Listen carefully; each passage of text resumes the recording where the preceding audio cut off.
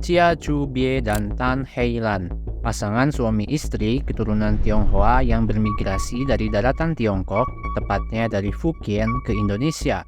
Keluarga mereka adalah bagian dari rombongan para imigran yang datang pada kurun waktu tahun 1860 sampai 1900-an. Majalengka menjadi kota tujuan mereka. Tanggal 20 Desember 1922, Tan Hei-lan melahirkan anak ketiganya, yang sebelumnya ia telah dikaruniai seorang anak perempuan bernama Chia Heng-hwa dan seorang laki-laki yang meninggal tak lama setelah lahir.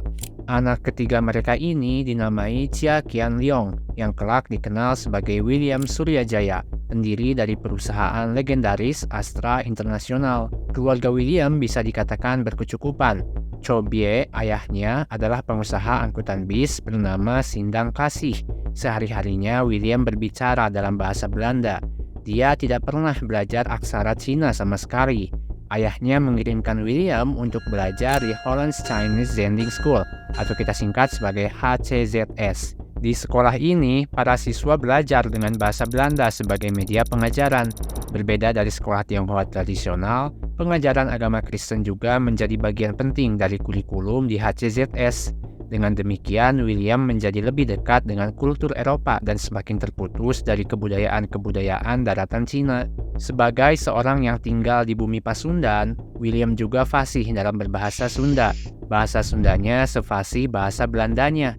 Dia sama sekali tak bisa berbahasa Hokkien atau bahasa Cina lainnya. Aliran sungai, rindangnya pepohonan, hamparan sawah yang luas adalah gambaran lingkungan William semasa kecil. Dia juga turut menyaksikan kapal-kapal yang sibuk hilir mudik mengangkut hasil alam di Sungai Cimanuk. William dan keluarganya tinggal di sebuah rumah yang terbilang bagus untuk ukuran zamannya, di mana ketika masih banyak masyarakat yang tinggal di rumah kayu dan bilik bambu. William bukanlah anak yang pandai, bahkan dia pernah tinggal kelas waktu di kelas 1.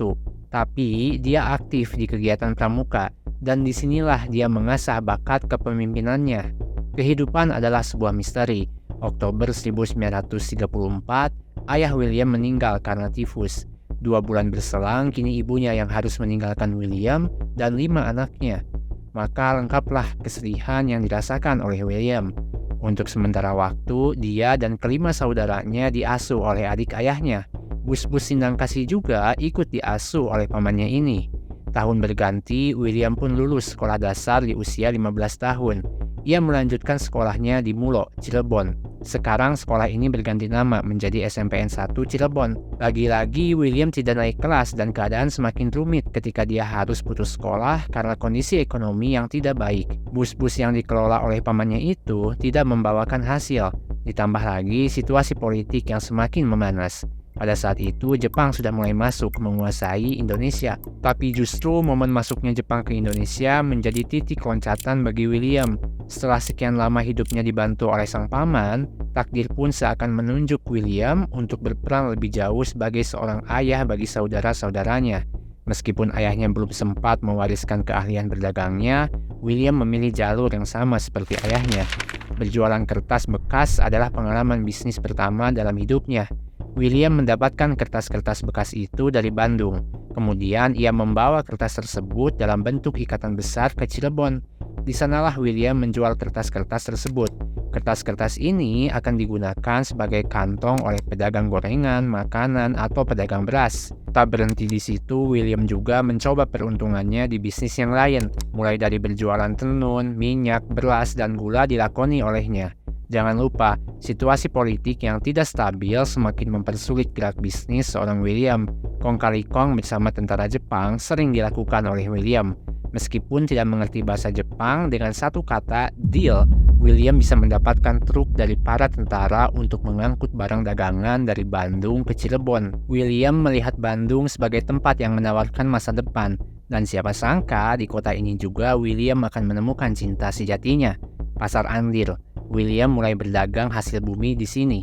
Waktu berlalu, dia pun bisa memiliki sebuah kios kecil di sudut pasar tersebut. Hengkangnya Jepang dari Indonesia tidak serta-merta memuluskan perjalanan bisnis seorang William. Kembalinya Belanda ke tanah Indonesia mendapatkan perlawanan besar dari rakyat. Hal ini mempersulit produksi maupun distribusi hasil bumi. Hobi menarik seorang William adalah dia senang mengikuti organisasi. Setelah mengikuti pramuka di masa sekolahnya, selama tinggal di Bandung, William menjadi aktif dalam membantu Chinese Red Cross atau Palang Merah. Chinese Red Cross pada saat itu diketuai oleh seorang yang bernama Hans Anwar, atau yang lebih dikenal dengan Om Dolar. Om Dolar adalah kakak dari Lily, perempuan yang kelak akan menjadi istri dari William. Meskipun di pertemuan pertamanya keduanya saling terpikat, cinta mereka berdua harus tertunda beberapa waktu. Pasalnya, William pada saat itu sedang menjalin hubungan dengan seseorang. Pun begitu juga dengan Lily. Dia sedang dekat dengan seseorang, dan orang itu bukan sembarang orang. Laki-laki itu adalah Chia Qian-tie, adik dari William. Peristiwa Bandung Lautan Api menjadi titik awal dari lautan asmara mereka. Singkatnya, dalam peristiwa tersebut, seluruh rakyat harus meninggalkan kota Bandung, tak terkecuali Lily. Rumah dan seluruh toko yang keluarga Lily miliki harus ditinggal dan dibakar tanpa sisa. Lily dan keluarganya pindah ke Hotel Lokpin. Di tempat yang sama juga, para anggota Palang Merah bersiaga menghadapi situasi Bandung yang semakin genting. Orang yang terluka dan mayat-mayat saling bergantian berdatangan. Dalam situasi yang tegang, William datang ke Hotel Lokpin untuk meminta bantuan kepada Om Dolar. William ingin meminjam mobil untuk memboyong semua keluarganya yang ada di Majalengka ke Bandung. Tapi hari itu semua mobil dipakai untuk keperluan Palang Merah. Selama berhari-hari, William datang dan menanyakan hal yang sama, berharap-harap cemas karena jauh dari keluarganya. Selama itu juga, William menyaksikan ketulusan hati seorang Lily, dan mereka berdua pun terlibat bersama dalam misi kemanusiaan itu. Seminggu kemudian, akhirnya William mendapatkan mobil dan langsung melesat ke Majalengka untuk menjemput keluarganya. 1 minggu yang dihabiskan bersama Lily ternyata cukup membuat William yakin untuk meminang perempuan cantik itu. Pernikahan mereka terdengar rumit tapi berjalan dengan mulus. Pada saat itu, adiknya William, Chianti, mendapatkan beasiswa di Belanda. Dalam keadaan yang serba mendadak, William harus menyusul adiknya itu. Kepada Lily, William menyatakan bahwa pernikahannya akan dilaksanakan antar benua. Surat-surat pernikahan akan diurus di Belanda dan akan diteken oleh Lily di Bandung. Lepas semua urusan administrasi selesai, Lily pun menyusul William ke Belanda seorang diri. Selama di Belanda, sambil menemani adiknya, William juga mengambil sekolah vokasi teknik penyamakan kulit dan private business course. Sifatnya yang tak bisa diam, William juga sempat menjajal bisnis properti.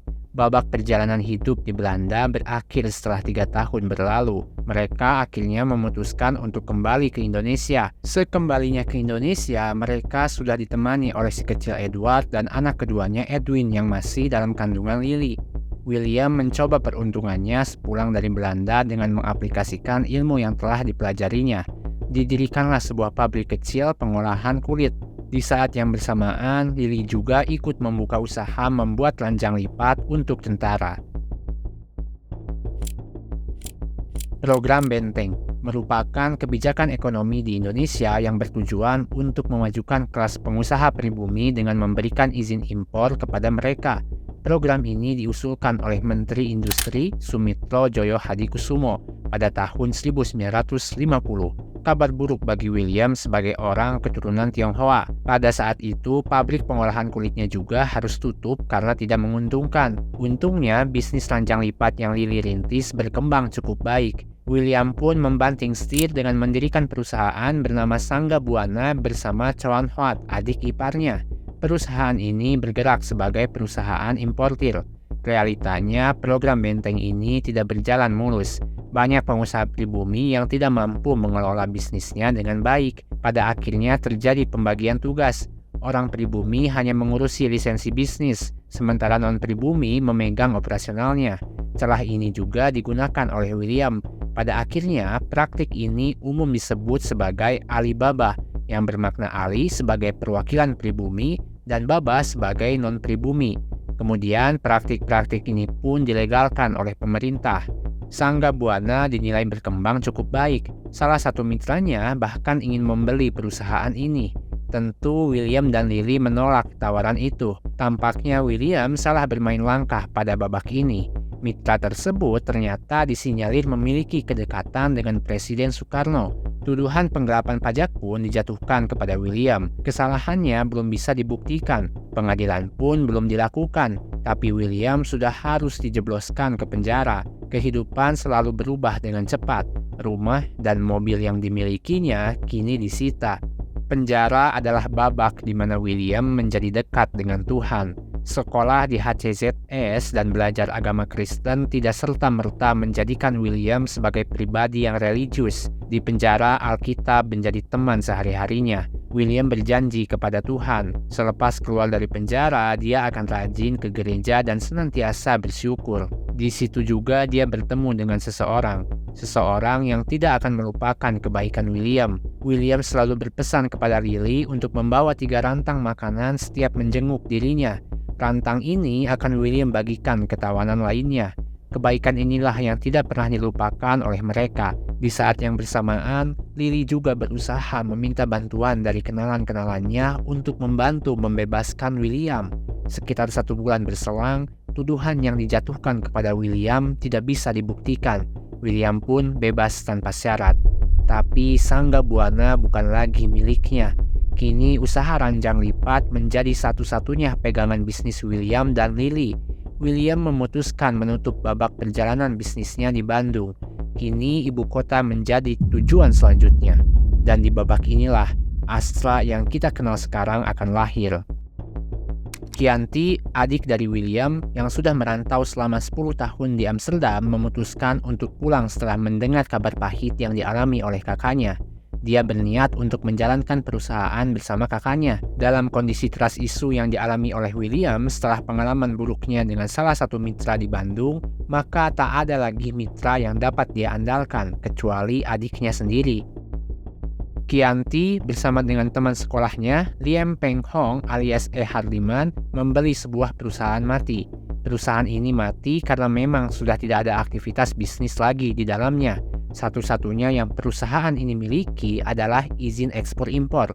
Izin yang tidak mudah mereka dapatkan sebagai orang keturunan Tionghoa karena kebijakan program benteng masih berjalan hingga saat itu. Jalan Sabang 36A, Jakarta. Di kantor kecil ini, Chianti mengusulkan nama Astra menjadi nama perusahaan baru mereka. Astra adalah dewi dalam mitologi Yunani kuno yang terbang ke langit dan berubah menjadi bintang bersinar. William juga ikut menaruh sebuah harapan atas perusahaan ini. Dia ingin menambahkan kata internasional di belakang kata Astra, melambangkan cita-cita bahwa perusahaan ini akan mendunia suatu saat. 20 Februari 1957, PT Astra Internasional lahir beserta logo perusahaan yang menyematkan kata Astra dalam bola dunia. Terdengar prestisius, padahal Astra pada saat itu hanya berkantor di toko kecil yang harus menampung 4 karyawannya. Terkadang kantornya kebanjiran ketika musim penghujan tiba. 2 adik William, Chianti dan Benjamin, dan Peng Hong menjadi pemegang saham Astra. William sengaja tidak dicantumkan dalam pemegang saham Astra karena masih khawatir atas peristiwa yang terjadi di Bandung sebelumnya. 2 bulan semenjak Astra didirikan, kabinet baru dibentuk yang dinamai Kabinet Juanda. Melalui kabinet ini, program benteng dihapuskan karena dianggap diskriminatif. Melalui Peraturan Presiden Nomor 10 Tahun 1959, kebijakan diskriminatif lainnya disponsori oleh pemerintah. Kali ini orang-orang asing atau non-pribumi, termasuk orang-orang Tionghoa di dalamnya, dilarang untuk melakukan perdagangan eceran di pedesaan. Pemerintah Republik Rakyat Cina melalui duta besarnya sampai memprotes pemerintah Indonesia atas kebijakan ini. Namun pemerintah Indonesia merespon bahwa kebijakan ini dibuat semata-mata untuk melakukan nasionalisasi terhadap perusahaan-perusahaan asing yang ada di Indonesia. Buntut dari kebijakan ini, pemerintah Cina sampai memulangkan 100.000 warga Tionghoa ke daratan Cina. Beruntung, Astra tidak terdampak peraturan ini karena bisnisnya beroperasi di ibu kota. Berjalannya waktu, kedua adiknya, Chianti dan Benjamin, serta temannya, Peng Hong, memberikan seluruh saham Astra ke William karena alasan kesibukan lainnya. Maka sejak 1961, kendali Astra dipegang sepenuhnya oleh William. Selama rentang waktu itu, Astra tidak menunjukkan perkembangan berarti. Hingga pada periode 1962 sampai 1964, Perusahaan ini memenangkan tender sebagai pemasok lokal proyek bendungan Jatiluhur. Di proyek strategis ini, Astra memasok bahan bangunan, pipa, karet, hingga baja. Dari proyek inilah William bisa mendapatkan margin yang lumayan tinggi. Tapi karena pembayaran yang selalu terlambat dan tingkat inflasi yang tinggi, membuat Astra seringkali menanggung kerugian. Di proyek Jatiluhur, William bertemu dengan James Suliman. William merasa cocok dengan orang ini. Akhirnya setelah proyek Jatiluhur selesai, James ditarik oleh William untuk bergabung bersama Astra sebagai karyawan nomor urut 5. Perusahaan yang William beli ini awalnya adalah perusahaan agen distributor kornet chip dan minuman bermerek Prem Club. Bisnis ini diteruskan dan dikembangkan lagi dengan menambah produk pasta gigi. Semua peluang di depan mata ditabrak oleh William. Ekspor kopra dan minyak goreng, impor besi, beton, dan kulkas merek Westinghouse dilakoninya. Tapi situasi politik dan ekonomi masih belum berpihak. Ditambah lagi adanya peristiwa G30 SPKI turut menghambat perkembangan bisnis Astra. Kegaduhan politik mereda. Kantor Astra pindah ke Jalan Juanda 3 nomor 8. Nomor 8 dipercayai William membawa keberuntungan. Benar saja, dari situ Astra menunjukkan perkembangannya. Pada awal tahun 1970, Astra bisa memiliki 14 mobil operasional.